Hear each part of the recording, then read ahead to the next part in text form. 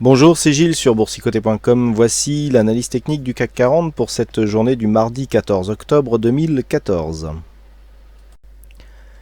Avec une séance qui confirme le biais baissier actuel, puisque malgré une ouverture ici qui s'est faite pour une fois sans gap, eh bien on est venu marquer un point bas, ici nouveau point bas donc sur cette tendance baissière, puisque le CAC 40 a marqué 4012,82. Bon, suite à cela, les cours sont remontés pour finalement clôturer à 4088,55, ce qui permet au CAC 40 de gagner et de valider un gain de 0,23% sur cette séance, avec presque 10 points gagnés par rapport au cours de clôture de la veille. Donc on s'inscrit ici toujours dans un mouvement baissier, puisque nous avons ici eh bien, un point haut et un point bas qui est inférieur au précédent, mais on voit que nous avons des signaux de stabilisation qui commencent à apparaître. Alors on ne peut pas encore parler de rebond technique, puisqu'il n'y a pas de mouvement haussier, mais l'apparition ici, le fait d'avoir eu déjà une bougie verte hier et l'apparition d'ombre basse ici sur cette séance montre que eh bien, les acheteurs commencent à se replacer sur le marché sur des forts mouvements baissiers.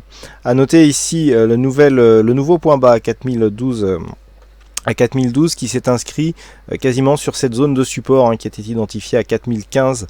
Eh bien, on est venu ici tester cette zone quasiment au point près, puis ensuite les cours sont remontés.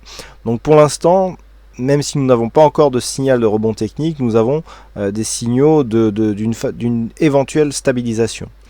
Du point de vue de la configuration technique, le RSI ressort tout doucement de sa zone de survente, le stochastique y reste. Par contre, nous avons un mouvement de retournement ici sur le MACD. L'amplitude est correcte, si on compare par rapport aux précédentes phases de retournement et qu'on amplifie, on peut voir que l'amplitude que nous avons ici, puisque les amplitudes du MACD avaient tendance à baisser, eh bien, est relativement correcte sur cette phase, ce qui donne un peu plus d'aplomb, je dirais, à ce signal de retournement qui devient du coup tout à fait jouable. Donc ça, c'est la première chose. Deuxième chose, les volumes montent sur cette phase de hausse, et ça, c'est plutôt bon signe. Hier, je vous indiquais que les volumes s'étaient inscrits inférieurs à la moyenne des 20 dernières séances, donc alors que nous étions sur une phase de reprise haussière. Là, nous avons des volumes qui remontent, qui viennent quasiment au niveau ici des volumes que nous avions lors des précédentes phases baissières, ce qui peut aussi confirmer le changement de tendance, donc des petits signaux qui vont un peu dans le même sens, qui peut appuyer un petit peu le signal de retournement que nous avons sur le MACD. Alors, on le voit sur cette phase ici, même si les cours viennent inscrire un nouveau plus bas, on n'a plus d'enfoncement systématique. C'est-à-dire que là, on a eu une phase d'accélération qui est venue valider ici un contact avec cette zone de support identifiée. Et sur ce support, eh bien, on a commencé à avoir des réactions haussières, ce qui n'était pas forcément le cas précédemment, puisque sur des précédentes phases ici d'accélération, eh bien, les nouveaux points bas ne provoquaient pas forcément des phases de rebond, même hier.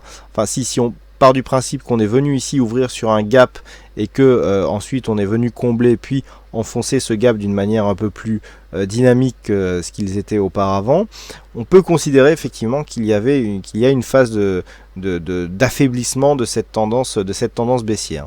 Si on revient sur le gap et par rapport donc justement à la succession de gaps que nous avons eu précédemment, on peut remarquer justement que ce gap qui s'est ouvert ici entre le point bas à 4065 et le niveau d'ouverture d'hier qui se situait à 4033 points, nous avons une zone qui ne fait plus du tout office de résistance, c'est-à-dire que on a clôturé par deux fois cette zone et donc le comblement n'a donné lieu à aucun mouvement de retour à la baisse.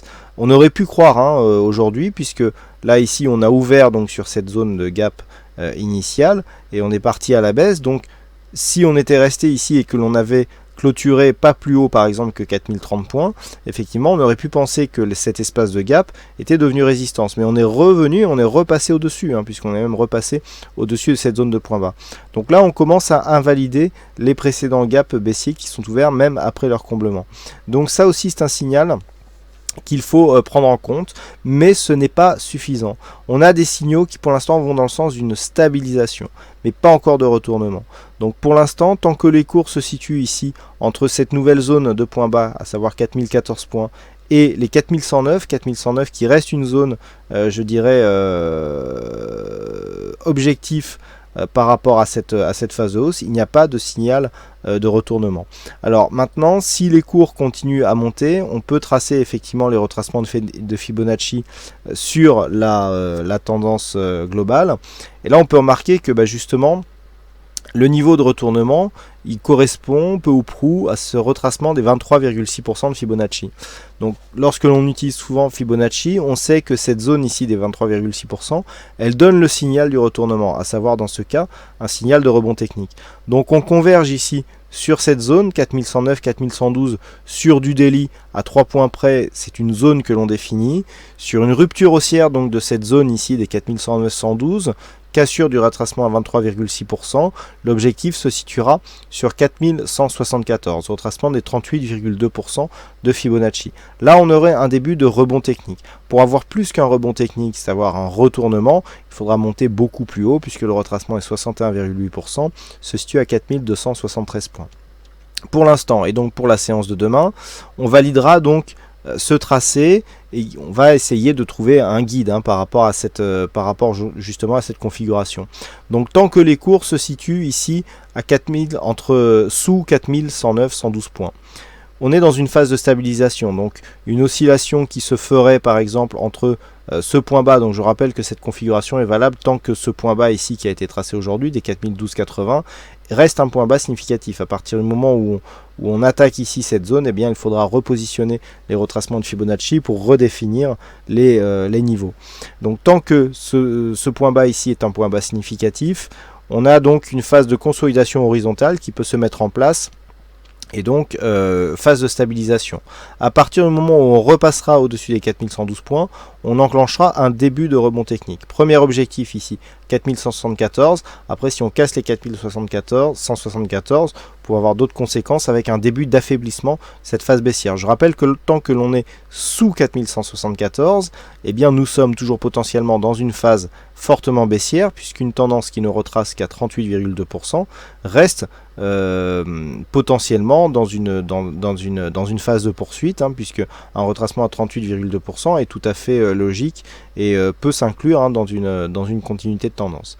Donc, première zone à surveiller, ici cette zone 4109, pour éventuellement déclencher le rebond technique. Et puis naturellement, toute cassure ici de cette zone des points bas. Alors hier, je vous indiquais qu'une cassure du point bas invalidait la poursuite du rebond technique. Effectivement, j'anticipais un potentiel V-bottom. À partir du moment où on vient casser ici, il n'y a plus de V-bottom. Et là, le fait que l'on ait des bougies vertes qui s'inscrivent dans une évolution quasi horizontale, invalide aussi cette possibilité, puisqu'un V-bottom, pour qu'il soit valide, il faut qu'il soit vraiment très direct et très violent.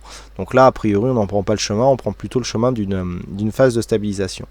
Donc on a défini la zone haute, et puis naturellement, si on casse ici cette zone de point bas, eh bien on invalidera donc tout scénario de rebond au profit d'un scénario de continuité baissière.